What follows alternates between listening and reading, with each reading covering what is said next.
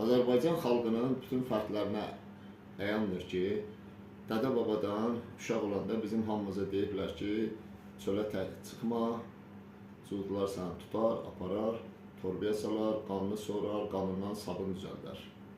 Bu özü bizə bir dənə isbatdır ki, tarix boyu cuhudların xəyanətləri dədə-babalarımıza əyan olmuşdur və onlar cuhudların bu xəyanətlərini uşaqlara bu cür başa salmışlar. İndi təsəvvür edin ki, 3 noyabrdan 6 noyabra qədər Azərbaycana 500-dən çox Yevrey, Cuhud rabinləri gəlir. Nəyə gəlirlər? Konferansa gəlirlər. Sürü ilə gəlirlər. O demək deyil ki, gəldilər, getdilər. Bunların Azərbaycanda hansısa bir proqramaları var. Təsəvvür edin ki, bir gün 500 dənə başçı gəlir və onlar sabahları hər bir 500 dənə başçı öz ölkələrindən, ki bunlar müxtəlif ölkələrdən gəliblər, minlərlə, 10 minlərlə Yevrey sürüsünü Azərbaycana yerləşdirəcəklər.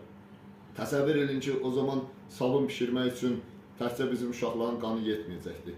Böyüklərin də qanı lazımdır ki, sabun yetişdirsinlər.